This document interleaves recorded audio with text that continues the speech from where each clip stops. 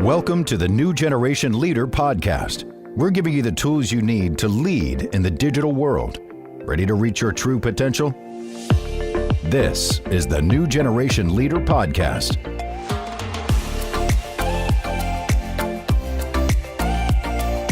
What do you go by most of the time? Everybody except my mother calls me Kitch. Kitch. Okay. That was the answer I was going for. Yeah. Here's the real question. What does she call you? David. Okay. Yeah. And then when you need it, when you're in trouble, she uses your middle name also. Yeah. If I'm in trouble, I get the middle. I get David Edward if I'm in trouble. But yeah, aside from her, man, everybody calls me Kitch, even my brother. Hopefully she's not calling you David Edward too often these days. Nah, not as often anymore. You'd be surprised though. I still get it once in a while. Not as much trouble and more in the realm of she's mad about something. Yeah, exactly. Kitch, as you head into this fall football season, this one looks a little bit different for you. Walk us through the transition and what that transition looked like for you from the last chapter to this chapter.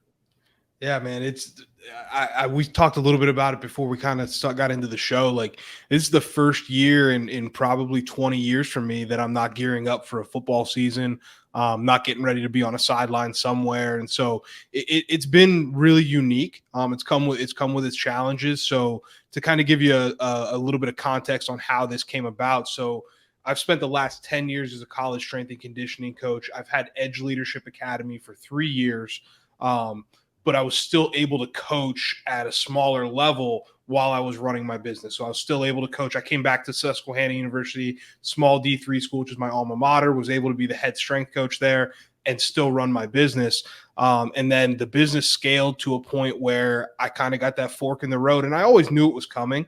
As soon as I started the business, and I realized like, I kind of have something here. Like, this is starting to grow.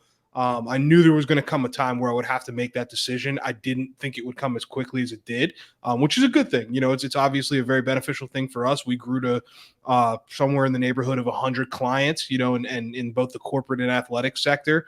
But it kind of got to a point where this summer came around, and in Division III, there's no athletes on campus, so I had my summers off, and so it was perfect for me because I could go focus on the business for 3 months, then jump back into football season, and do the same thing the next year.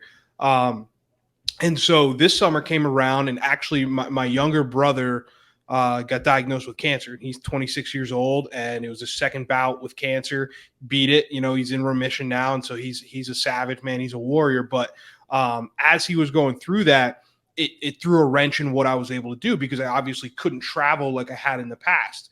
And so normally over summers, we do our summer campus tour where we're traveling around the country, working with college athletics teams about leadership and culture.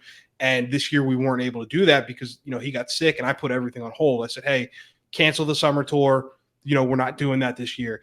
And in doing that, I actually ended up building a lot of momentum in the corporate space because I didn't spend 3 months out with college clients and doing that. So we built a lot of momentum in the corporate space. And so it got to be the end of summer, and I kind of had this decision in front of me, and it was like, okay, what are you going to do here? Are you going to risk the momentum that you've built to where this business could be, what you do for the rest of your life and continue to coach? Or are you going to rip the Band-Aid off that you knew was coming and finally hang it up, And so I put it off as long as I possibly could. We got to mid-July, and then I finally sat down with the athletic director and had a conversation. And, luckily for me, they're extremely supportive of what I've been doing. They knew what it was when I came back and was coaching there. And so made the decision to walk away. But man, it's been weird. It's been weird. It's like you get this like bittersweet feeling watching everybody else strap the pads on. And, a lot of my friends are still coaches. I've got friends in Division I, Division II, Division III in high school, and even the NFL, and to see them going back to camp, I'd be lying if there wasn't a piece of jealousy in me. But I also feel like, I've done what I wanted to do. I did what I wanted to do in the college world. I did what I wanted to do. Football has been the vehicle that has given me all these opportunities that I have now. So I guess I'm at peace with it, but it doesn't make me, any less miss the game. I still get goosebumps, man. I still get fired up. If I could go back and strap it up one more time, I would. I'd probably get hurt, but I'd do it. I have that dream every now and then. Even my stress ball right now as we're recording is a baseball.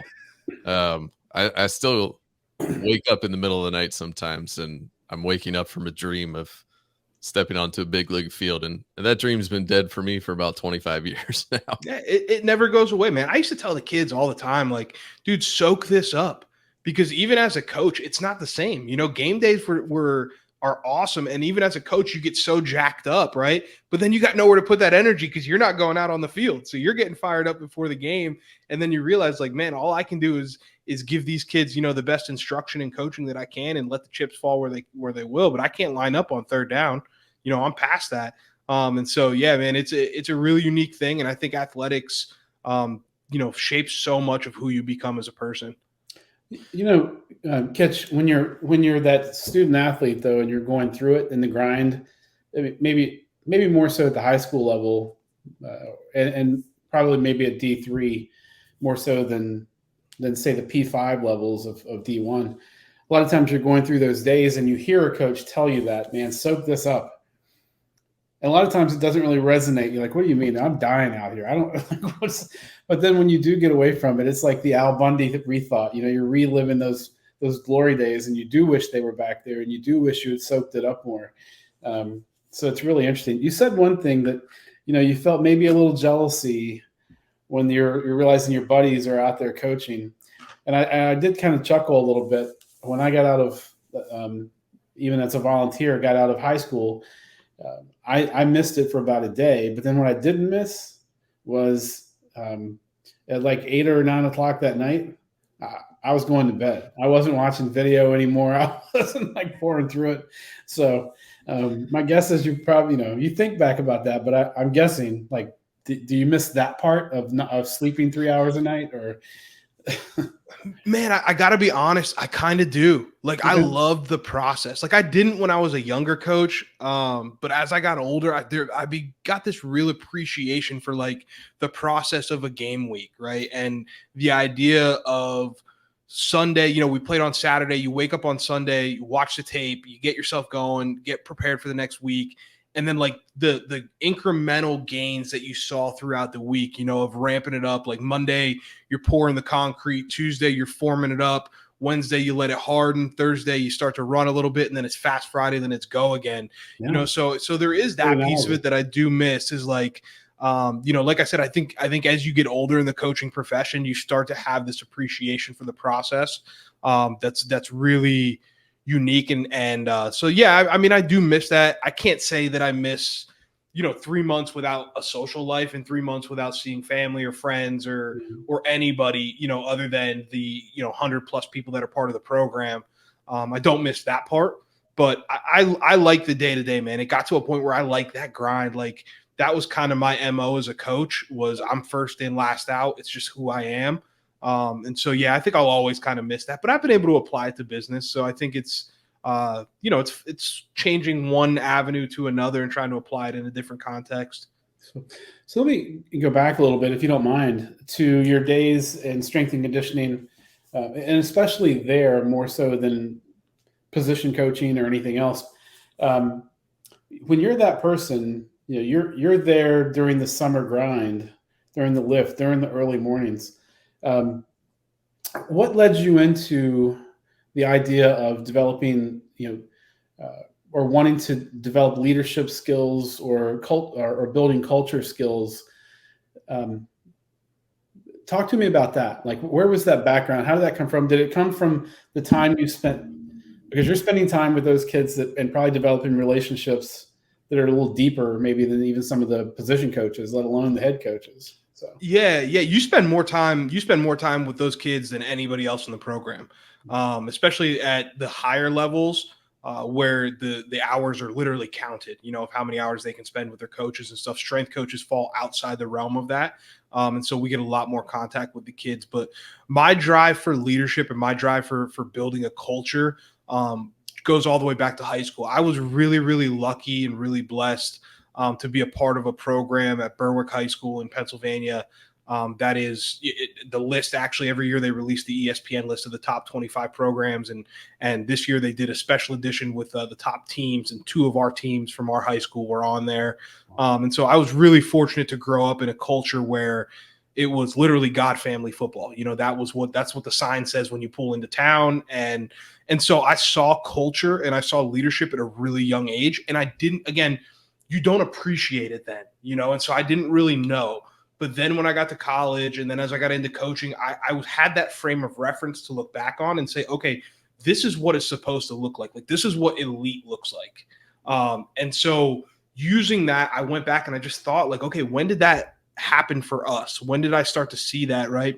And, using my sports psychology background and my psych background, I thought about it. I'm like, the number one way to build trust is through shared adversity. Right. And so what better time to do that? What better time to do that than through those summer hours and those summer grind sessions when you're going through it, man, and you want to figure out, I'm going to war with these guys. I want to figure out who's going to back down and who's going to step up in front of us and lead us, and I think there's a lot of natural opportunities that occur during summer because it is so difficult for people to step up and be leaders. The other thing, as I got older in my career, was realizing that I can manufacture those. Being the coach and being in charge, I can manufacture that. So if I can identify in certain guys, hey, this dude does really well keeping his composure in adversity, let me put him in a leadership role when things really get hard.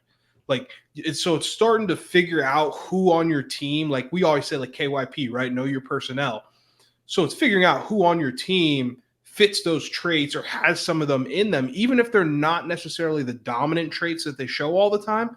You can see it. Like, you can see when things are getting really hard and you're even days where you're ripping into them and you're yelling at the guys. Like, I'm looking to see who's that guy that's locked eye to eye with me and they're in it. Like, that's a guy that I want leading this program. Right. So I think that's where it started.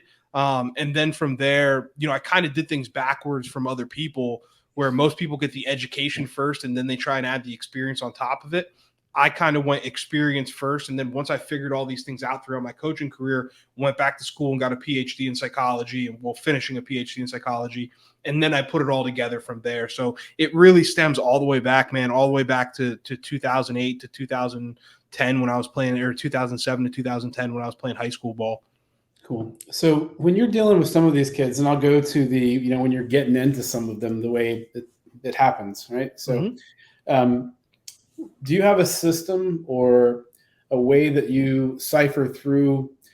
Because some kids, it's probably more noticeable now. I think some kids are great at eye contact and they're great at just focus right there. But there are other kids who, there's a tendency or just something built into them where they may not make eye contact. They may actually look away a little bit. But a lot of those kids, when you find out they've heard everything you said, they just have a little bit different way of, have you experienced that, number one? And number two, how do you adapt or do you adapt your style in dealing with those, to communicate with kids at a different level? Because some kids just communicate differently. Yeah, you have to. You have to be able to communicate to different kids, and you have to be able to adapt to their different learning styles, right? And so part of my job as a coach is to figure out who responds to what and what buttons to push and when to push them, right? And then the other piece of that I always like to do is I ask questions. Like, I'm not perfect, and so standing in front of that group, if I am getting into them about something, I ask them straight up, like, hey, what's going on?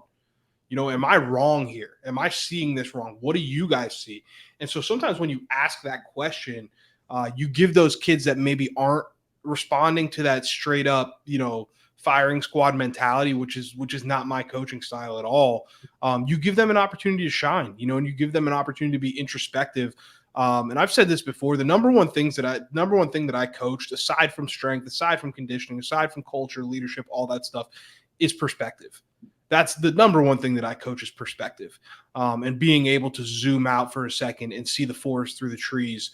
And so that was always my approach, was ask questions. When in doubt, ask questions, and give them an opportunity. Now, if somebody pushes back on that, one of my go-tos was always to walk them through their reasoning, right? So to give you an example, man, I'm not playing. Coach doesn't like me. Why? Why do you think that? Well, he doesn't think that I go hard. Okay, so your response to that is to not go hard. Well, how does that make sense? Who are you punishing in that situation? Because now when it's your opportunity to go in the game, they're not going to put you in the game because you're not going to be prepared, which is just fulfilling the prophecy that you're already talking about here. So a lot of times, again, it goes back to just perspective. I'm just going to walk you back because you're being emotionally influenced right now. You're being influenced by your emotions in the moment. You're tired. You're sick of this stuff. You've probably been running sprints for 6 months in a row now. Like, you just want to put a helmet on and go score. I get it, right? But let's walk back through this and make sure that our reasoning is rational and not emotional. Good though. Thank you for that. So what's your approach to diving into that with players, trying to figure out who they are, what's making them drive, what makes them tick? Where do you go to find those answers? Oh, it's relationships 100% of the time. I want to know who you are as a person, right? I want to know your experiences. I want to know your values. Like, what's important to you? How are you motivated? Are you somebody that's motivated intrinsically, meaning you're motivated by just trying to be the best version of you? Or are you somebody that's motivated by being on the scoreboard and being on the front of the program and the Instagram pictures and all that stuff? And there's nothing wrong with that. I just need to know so I know what buttons to hit, right? And then the other big piece, especially with 18 to 22-year-olds, man, family. I need to know the family influences. Who was the disciplinarian in the house? Was it mom? Was it dad? What was their style? What kind of environment did you grow up in? All those things, because ultimately these kids are a product of their experiences, their environment, and their values. Like, that's it, right? And so a lot of behaviors are caught, not taught. So I always like to have conversations with the parents too. Like, I always loved when parents would come visit because it gives me insight. Like, I can see, oh, that's why Johnny reacts that way, because mom's got a little bit of an edge to her, right? Or, oh, that's why Jimmy is so driven because dad's a dog. Like, dad's still got that dog in him, right? And so that always gives me insight. So the number one thing for me is always asking questions. I want to get to know people, and I want you to know that I care about you beyond sports, because then I can say some things to you that maybe you don't want to hear, and maybe you can't hear from a position coach or somebody else who, if you're not producing, you're just going to go to the bench. Right? For me, there is no bench. This is the weight room. Everybody's got to work in here. I don't control your playing time. Do I have an influence on those conversations? Sure. But at the end of the day, that's not my call. So I want to get to know you as a human. I want to know what's important to you, what matters. And so that's where I always start. And it's a two-way road. I was always really big on being vulnerable with my players, being vulnerable with my guys, telling them who I am, what matters to me, what's important to me. Like, I show that side of me to them because I think it builds trust. College athletics is in the midst of colossal changes. From NIL to the transfer portal and conference realignment, athletics programs are facing mounting pressure. How are these pressure points affecting your leadership? The waves of change require a different approach to building programs, leading teams and departments, developing players, directing coaches, and in how you think about athletics. It's becoming too easy to leave and too hard to create trust. This requires you to think better, communicate better, lead better, perform better, be better, every single day. Better can help. Better has built the very best of 21st century leadership thinking and tied world-class content to simple technology to help ADs, administrators, coaches, and athletes thrive in the midst of the chaos the athletic world is facing. As a listener of the show, Better is offering a unique opportunity for your college program or high school team. Better starts with you. Learn more at newgenerationleader.fm/better. Let's go back in your story. What was it that was driving you? You talked about those high school years. What habits did you lay down? What dream was driving you through that season of your own life? Man, going all the way back to high school, honestly, it was just wanting to be accepted. Like, I just wanted to be great at something. So I never met my father, grew up in a single parent household, never had a dad. So winning the approval of my coaches, my friends' dads, people in the community, like, that was really important to me. I was also one of very few African Americans in the community. And so it was really important for me to be somebody that people respected, and the best way for me to do that at that age was to be a good human, first off, but then secondly, be a really good football player. And so some of the habits that I tried to build early and often was like, I'm going to be the first one into the weight room and the last one out. Like, nobody's ever going to question my work ethic. Nobody's ever going to question the way that I prepare for a game. Like, that just was never an option for me. And I was fortunate to be able to be a starter for 3 years. And that just reaffirmed to me, like, oh, hard work pays off. Like if I'm disciplined and I work out twice a day and I do these things and I show up on time, like good things happen. Right. And then I just use those as my base habits, you know, for the rest of my life. I just built on top of those. Like when I got into coaching, it became, okay, I'm just going to show up before everybody else. I'm going to leave after them, and I'm going to do more work in between. And if I do that day after day after day, good things happen. Like it's just, so I think that's where those base habits formed. There was a lot of growing that had to take place, but that was the foundation of it. That's really an incredible story of adversity, personal adversity, matched with a dream and a drive and a vision that obviously has pushed you and continues to push you and motivate you. So let's fast forward all of these years and fast forward past today. What would you say is driving you right now personally? Oh, it's leaving a legacy for my family. 100%. There's no question about it. I want, I think about it often. It's kind of morbid, kind of dark, I guess, but I think about it often. Like when I die, man, I want there to be a line out the door, man, standing room only at my funeral, and I want the first person that steps up to say something to me to say, or steps up to say something about me, to walk up to that microphone and say, Kitch left a legacy for his family to be proud of. You know, he inspired greatness in everybody that he came across. He was honest, he was caring, he was driven, and he was committed to growth. And if somebody says that about me at my funeral and I'm watching it from beyond the grave, I know that I became the man that I wanted to be. So that's what drives me every single day. Yeah, I think it's pretty incredible hearing you. You've mentioned family a few times. Your personal family, your players' families, and then that legacy component. And I think the power of the influence of our family, Brian and I talk with teams all the time about our leadership coming from 3 places. Choices we make every day is probably the least important. The one that doesn't change is how we're just hardwired from birth. But really the one in the middle where the most change happens is nurture, the oughts and shoulds, everything we've learned throughout life, that I should do this, or I ought to do that, or I better do this, or else my mama's going to call me by my first name and my middle name. All of those things come from the combination of our life stories. And I think you touching on that, I touch on that with a lot of leaders, because you get to work and you start cranking it out, and maybe players go to the gym and start lifting and start running plays. But if you don't really take the time to get to know the people around you, you don't know what it is that's motivating them, and they don't know what's motivating you. And once you get to that level where you really do know what's driving somebody, you're going to make it a whole lot farther together, because you look out for each other beyond the action of whatever's right in front of you, corporate or athletic, no matter where you are. It's that getting in the mess together that's going to help everybody reach their true potential. There's no doubt. And it's something that we talk about a lot. Like I say all the time, I want my business to be a reflection of me. Like, just like any leader, your team should be a reflection of you. Right now, obviously, it's going to change based on the personnel and their vision, their mission, their values as humans, because we all have our own journey, our own experiences, and things that brought us to this point. But ultimately, like, I want to know, you know, what drives my team. I want to know, like, the guys that work with me now, like, dude, tell me, what do you want? My business partner, we have these conversations all the time.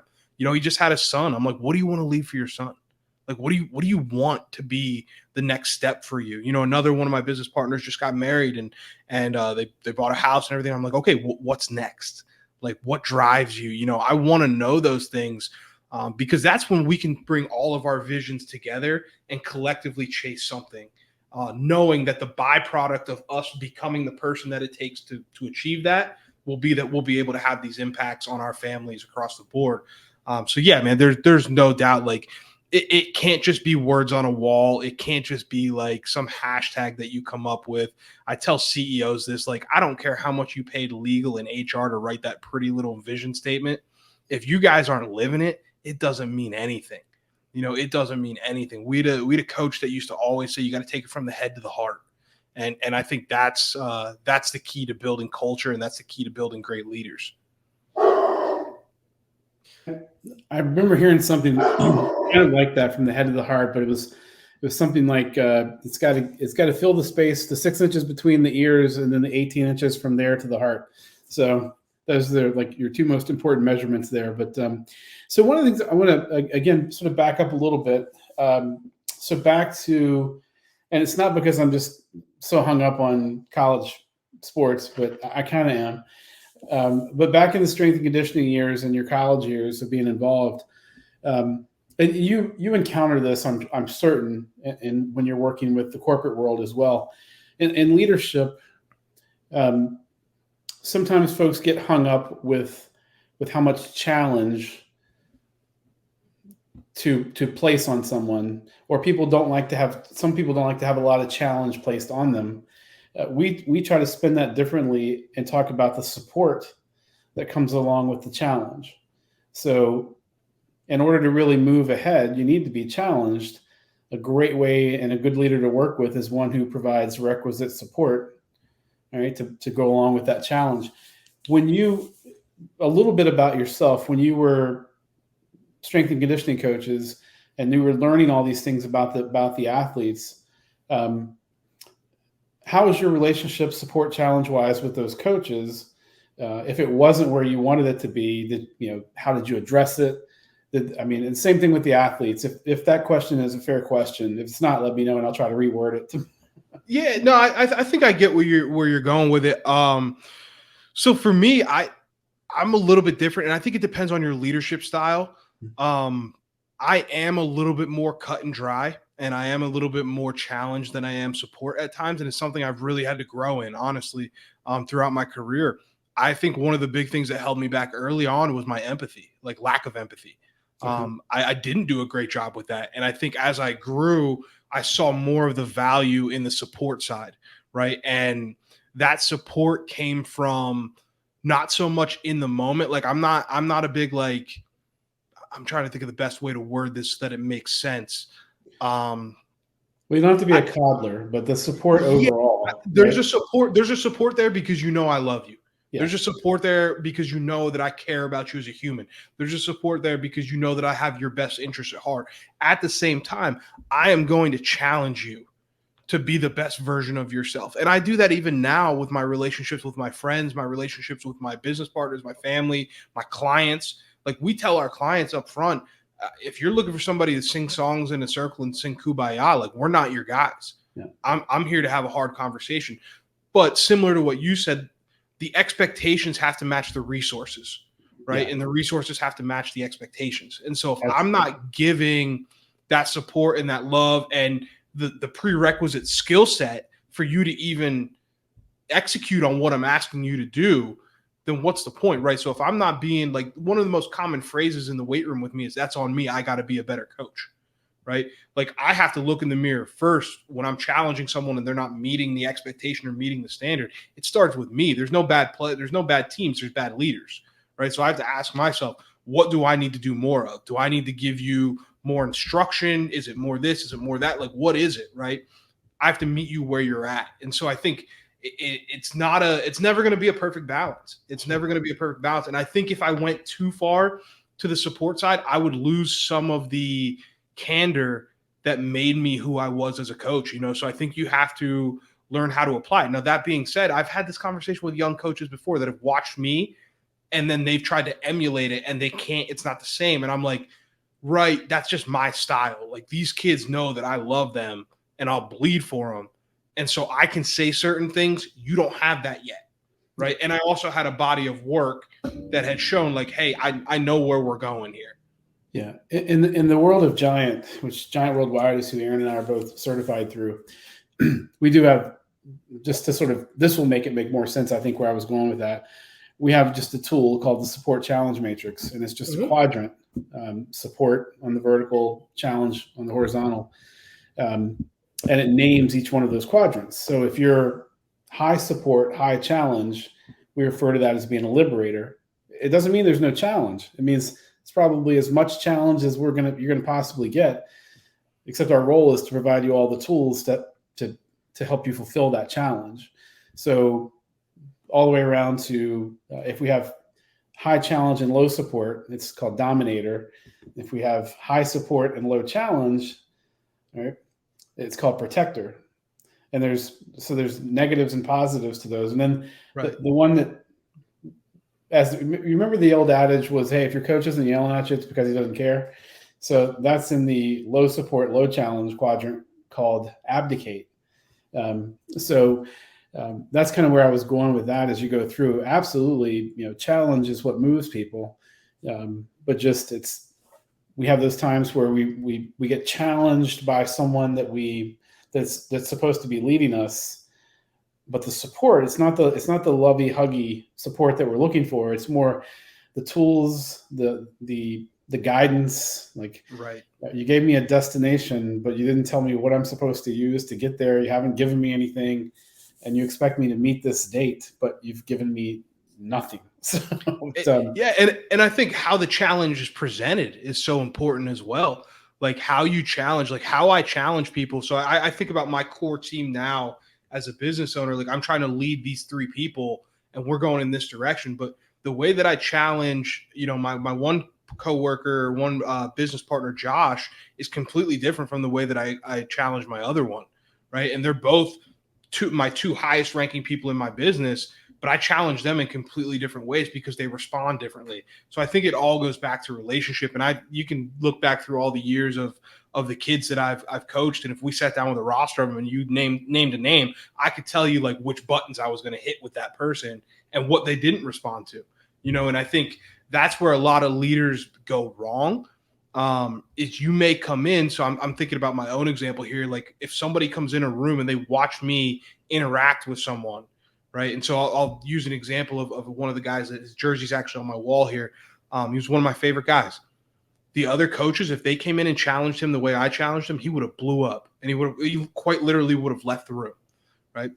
I could get in this kid's grill and we could go back and forth, because I also was the same guy that he was calling on Sundays when he needed help with his homework. I was also the same guy that when he was late on rent, I was helping him find a short-term job on campus. Like, so you have to know, right? But on the outside, you wouldn't know that.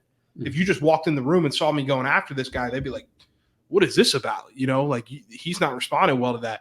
I can do that because he knows beyond a shadow of a doubt that I support him.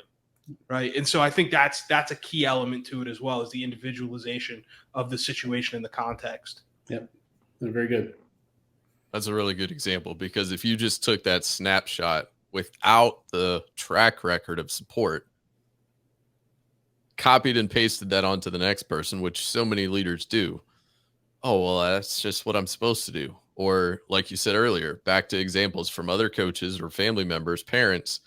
Hey, this is how I lead because that's how they showed me to do it. And that copy paste doesn't work. We've got to contextualize it. We'll link to the Support Challenge Matrix in the show notes at newgenerationleader.fm/51. So Kitch, going back, you talked about the idea of getting amped up for a game day. But as a coach, come third down, you can't step on the field. How do you translate that reality into corporate leadership, corporate culture building? It's trust. It's trust. You have to trust that you have done what you were supposed to do. You've armed your people with the skills and the resources to execute. Right. And that was the hardest thing that you have to. And it's tough for leaders because we're high performers. Like that's who leaders are at their core.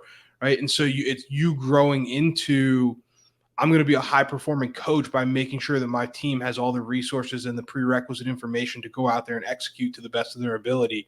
And then if they fail, we can watch the tape together and we can learn from that. We can move forward. Right. And so it's difficult for me. I mean, even now, like, I'm the kind of person I want to go now. and I want to win. Like, I'm highly, highly competitive. And so I still run into it, where I get jacked up about something and it's like, I got to slow myself down and remember like, hey, it's not about me. This isn't about me.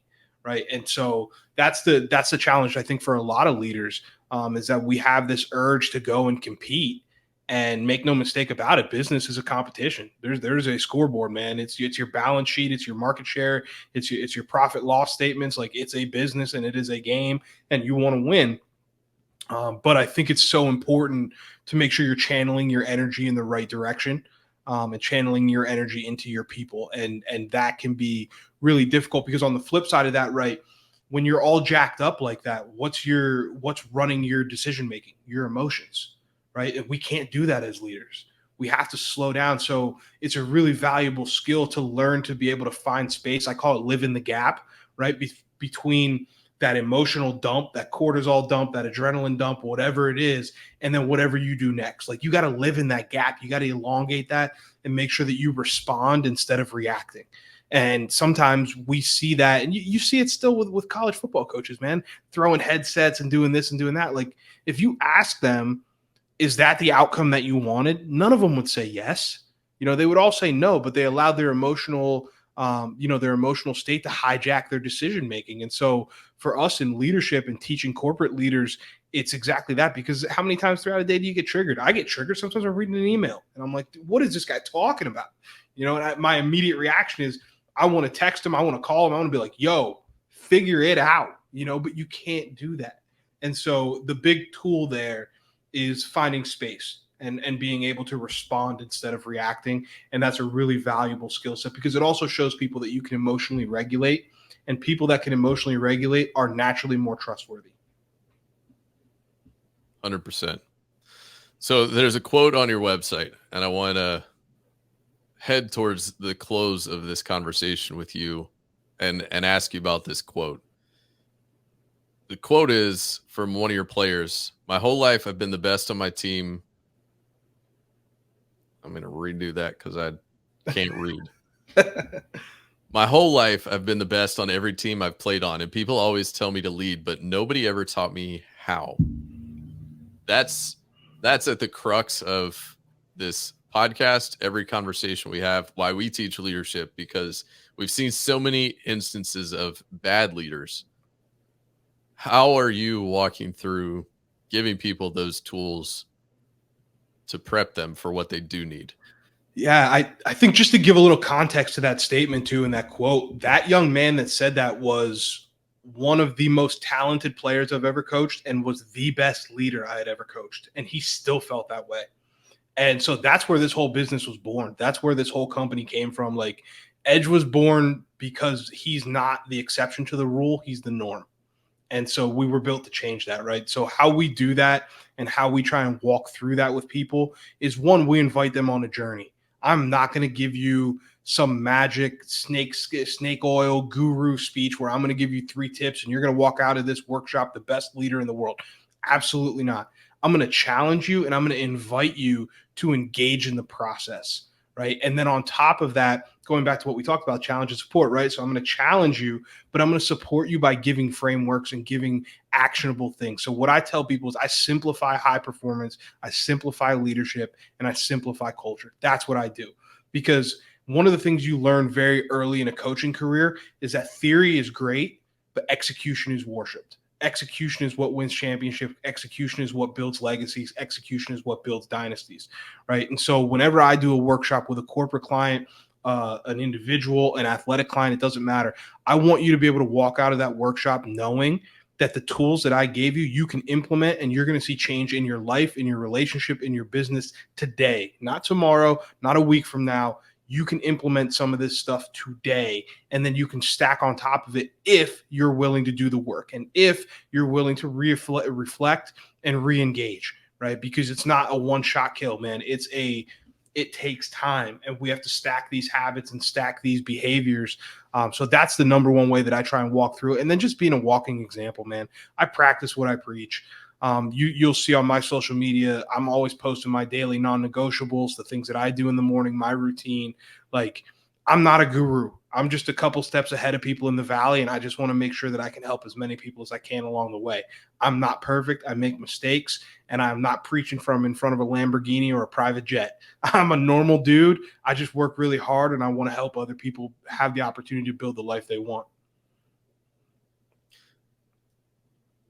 The New Generation Leader as a book, a concept, a platform was launched in a very similar kind of way with one conversation and one quote. And I asked Norm this question. I ask every guest this question. If you look back over your playing career and now your professional career, what's something you've learned recently that you wish you had learned earlier?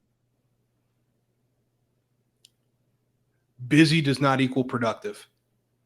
I think when I was younger, it was more, and it wasn't always the most productive things. Right. So busy doesn't equal productive. I think that's the number one lesson that I've learned, even more so in the past 3 years since I've launched a business.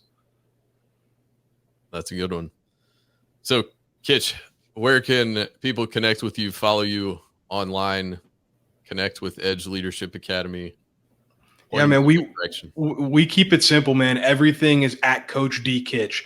So on all the social medias, Instagram, Facebook, Twitter, LinkedIn, whatever that new one is, Threads or whatever, TikTok. We're on all of them. You'll always see me shooting my mouth off trying to give people the best wisdom that I possibly can. You can also reach us at edgeleadershipacademy.com. We are currently taking clients. We're also taking bookings for the spring and going into next fall. So we're out there. We have our next leadership mentorship group, the table. We call it the table because everybody wants a seat at it and everybody wants to bring something to it. So we have that group that'll be launching in November, the next cohort of that. So we're out there. Anybody that wants to contact me directly, I'm dkitchen at edgeleadershipacademy.com. I'm always open to chat and see if there's any value that I can add to people. We'll drop all those links in the show notes again at newgenerationleader.fm/51. I like the fact that you call it the table. That's one of the chapters in the New Generation Leader book, because the table is a powerful place for so many conversations, and it's a great place to get to know people. So thanks for stepping in today, sharing a little bit of your story. Even though we're not at an actual table, we'll call this the virtual table. Looking forward to following what you're doing, Kitch. Thanks for joining us today. Thanks to Brian, my co-host. It's great to meet you, David. Looking forward to following up with you. Thank you, guys. Man, I had a blast. I acted like your mother there, Kitch. Sorry. That's all right, man. I still answer to it. It puts a little bit of fear into me. Yes. And thanks to Jay Smack, the voice of the New Generation Leader podcast. Thanks for listening. Thanks for listening to the New Generation Leader podcast. Subscribe today on your podcasting platform. Download the show notes and unlock your true leadership potential at newgenerationleader.fm. Thanks for listening today, and we look forward to seeing you next time on the New Generation Leader podcast.